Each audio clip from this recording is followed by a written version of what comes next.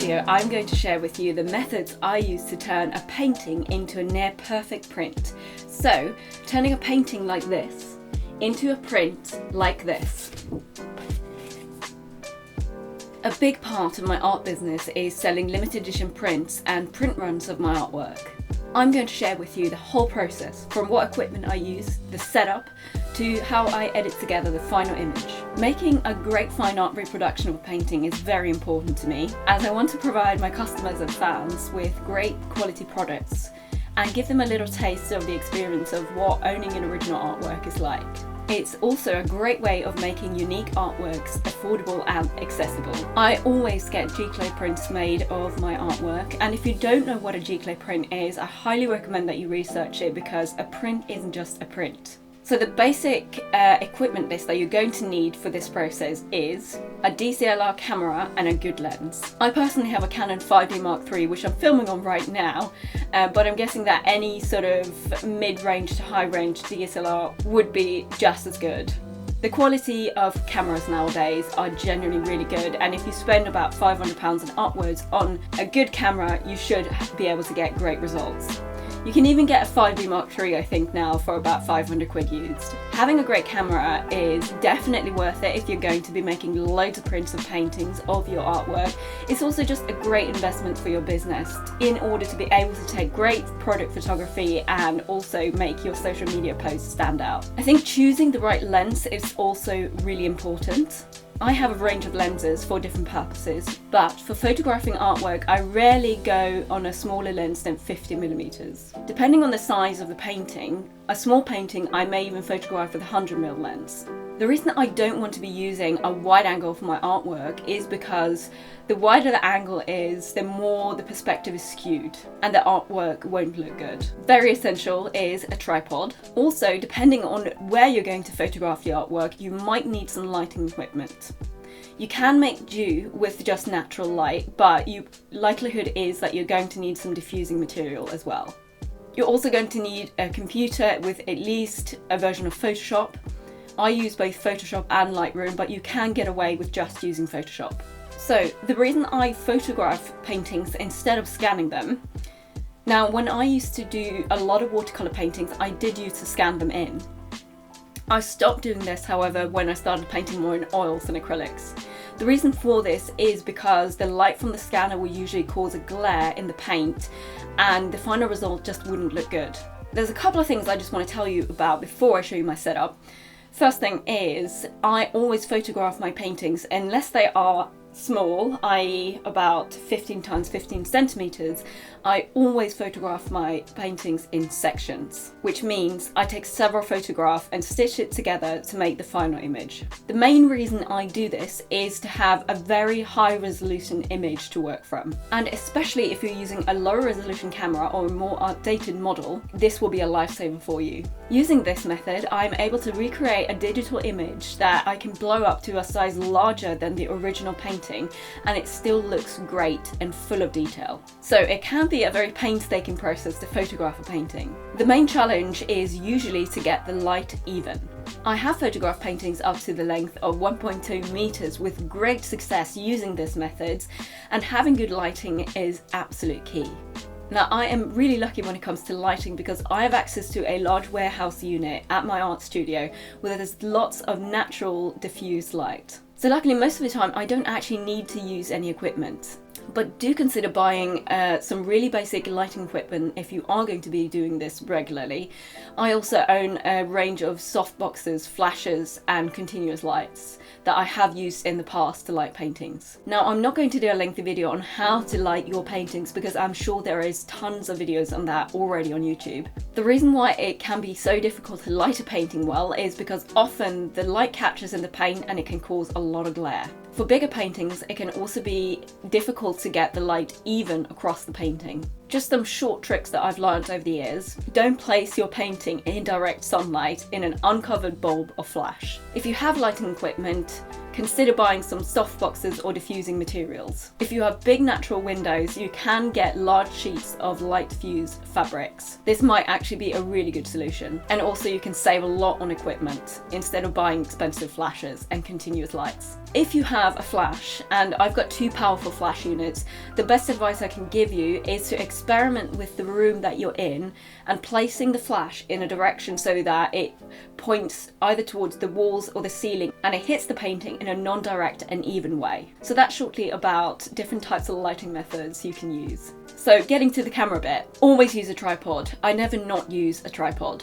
The placement of the painting and the tripod is really important. Because you're going to be taking lots of photographs of the same painting, it's crucial that the distance between the camera and the painting stays the same. For smaller paintings, I usually place the painting on the floor and move it around underneath the camera and the tripod. That way the camera stays completely the same. Just make sure that it's well enough lit so that the feet from the tripod doesn't cast any shadows on the painting. For larger paintings, I usually hang the painting on the wall and have several places that I can hang it from so I don't have to move the camera. So for example, if it's a big painting and I have to take it in 4 different sections, I have 4 different points where I can hang the painting from. Now I just use nails in the walls, but I'm sure that there are different ways that you can avoid making 4 holes in your walls. For example, using chain or string to attach the painting to the wall that you can adjust it. As for camera settings, I'm very familiar with my camera and I never use it on automatic. I always use manual settings. My main priority here is to have the lowest ISO setting possible. Having a low ISO is not only important for the quality of the image, it also makes it less grainy and more smooth. The higher the ISO, the worse the quality of the image will be. So I basically always have an ISO of 100. You don't really need to have a small f-stop. That means a high f-stop number, so like f14, because the painting is always on the same depth of field. I usually try to keep the f-stop at around 4 to 5 just to be on the safe side. You would get away with using it a lot less, but some lenses can be quite soft and you might lose out on some detail. The last setting, which is the shutter speed, will be determined depending on the f-stop and the ISO number. I normally never have a straight answer for this. I literally just experiment, take a photo, see if it's well enough lit. I always make sure that I underexpose it just a touch. Blowing out the highlights means that in, for example, a very white area, you might blow out all the details. So when you darken the image, there won't be any detail in that section. So you adjust the settings after your lightest points. So especially when using natural light, it really depends on what the conditions of the day is. I like to just experiment depending on what the light conditions are. I'll take one photo, see what the result is, and I'll take another one and adjust the settings. If it's a really bright day, I might use 2/100ths of a second. This is very rare that I will get to that. Normally it's about a 40th of a second, but I have taken images with up to 1 second of exposure. This isn't really a problem. If you're using a long exposure time, just put the camera on a 2-second timer. That way it won't shake when you press the shutter button. So here's an example of how I work taking a long exposure photo of this river. I've chosen an ISO of 100 and f-stop 16. Now I want to find the shutter speed.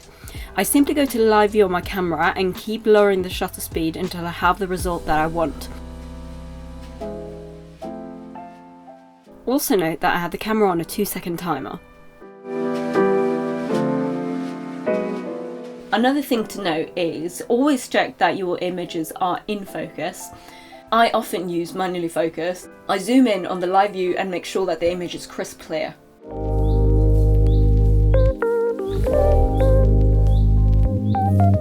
First thing I do is always check the files. So there we go. I'm going to turn them around using a shortcut. Just check that everything is crystal clear. That is looking really good.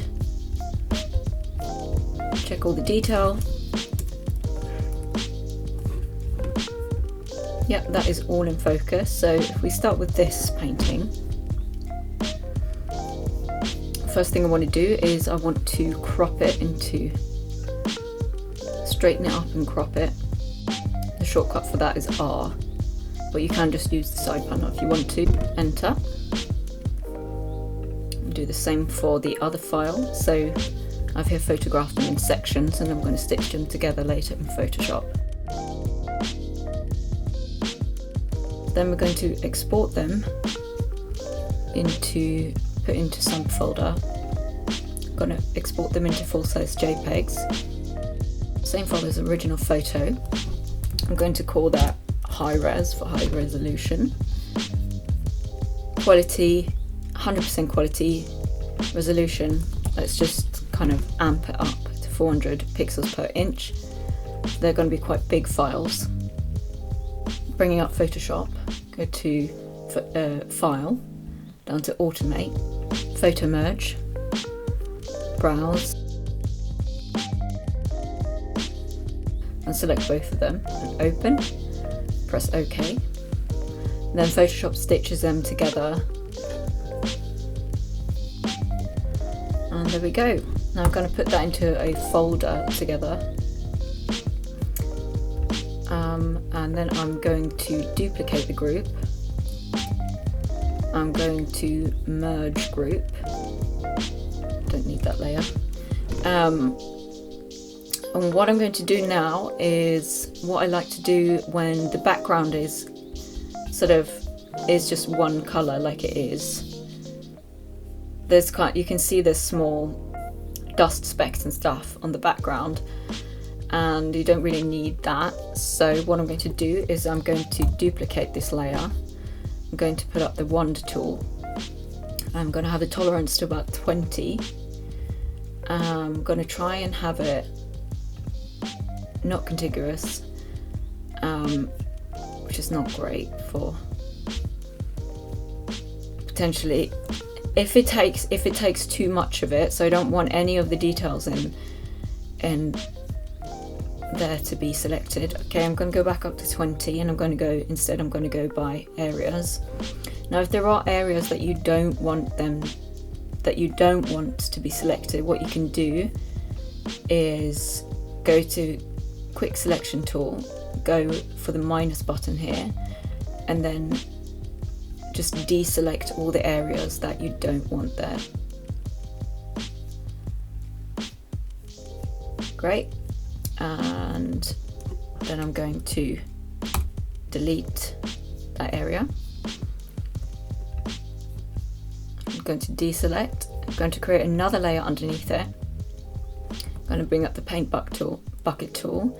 I'm going to sample the color of the background. I want quite a bright grey. We can always change this later. That, then we're going to fill in the layer underneath. We're going to have, so the layer underneath it, we're going to paint with the grey colour, the same grey colour as the background. So you can see if we take it away, what we're going to do as well to help clean up the bits is to put a black layer underneath, and we're going to zoom in like that, and then we're going to do just with a big eraser, we're going to just go on that layer and just remove all of these sort of small marks there. The black just really helps highlight all of the dust specks on the painting. Great. And then I'm just going to keep on having that dark mark, the dark layer underneath. So going back to the magic wand tool, that's a pretty clean, there's a tiny bit there I don't want. Quick selection tool, and then just that one bit there. Other than that, that's pretty, oh no, here's a bit over there. And then we delete it, deselect, click on the eraser. That's actually pretty good.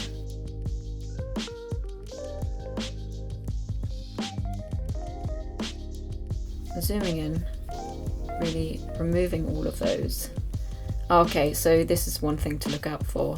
So if you do find that you've erased something that you didn't mean to, it's really easy to undo. You can literally just undo it by clicking Command Z until you've undone the action where that bit that you didn't want to erase is on the picture again. If you don't want to do that because that would undo too much editing, I'm going to show you here what to do. By the way, this is a different file. Firstly, this is why we duplicate the layer, so that we have the original file to borrow bits from should we erase something that we didn't want to. First, make visible the original file, then choose the marquee tool or shortcut M. mark up the area you need to sample from, then duplicate, which is Command J. We now have a new layer containing that small selection. We continue to do the same process of selecting the grey bits and deleting them. By the way, I'm having an issue where when I have deleted the selection, I can't then directly erase on the layer. I solved this by duplicating the layer and deleting the old one. For some reason you can erase the new layer, but not the old one. I'm also doing this throughout the video. When the layer looks like what you want it to look like, merge it with the larger edited layer, and voila! Back to the original file, I'm just continuing erasing the grey bits. So at the moment it's looking pretty good.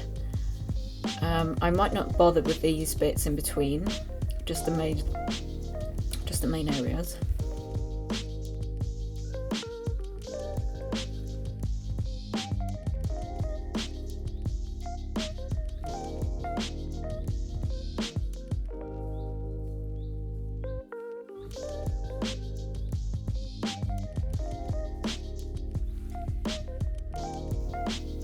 Yeah, that's starting to look really nice.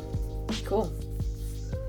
Alright, so this image is actually looking, I think it's looking quite nice and bright, but what I really like doing with this is to do selective color and just check, I just kind of go through them and check all the colors and check if, I look at the original, but I also just kind of, I mean, I do take certain liberties a little bit with this, if it looks nicer.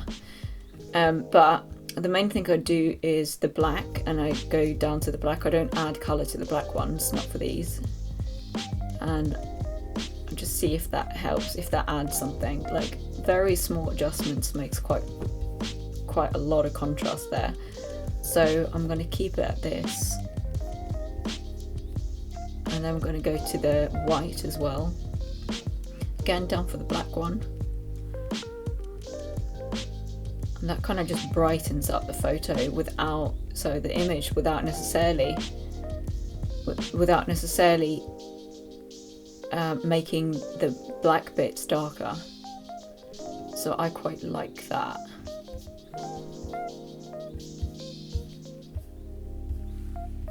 Checking all as you can see, the good thing about doing photographs is that you get such a huge, like, you can blow the image up to quite a big size here. I'm starting to be really happy with that actually. So I might not make that many more adjustments to this. And then what's nice about this is that you can just click the layers on and off.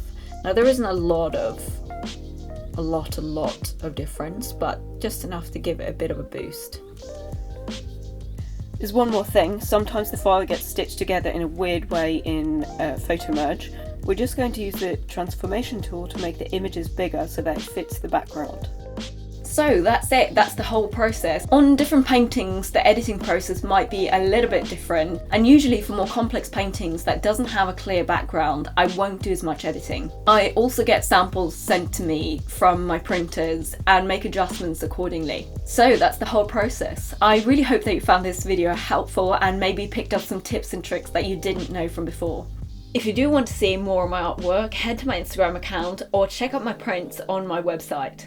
If you want to see more of these type of videos, or you want to just support me, please head over to my Patreon page. The lowest subscription is only $2.50 per month.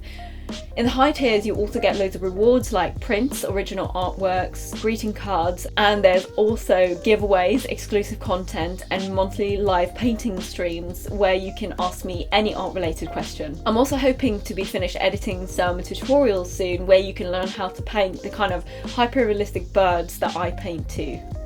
If you like this video, please hit like and subscribe. I love reading your comments, so please let me know what kind of content you'd like to see more of, whether that be art, business, painting, or van related content. Thank you so much for watching, and I'll see you soon.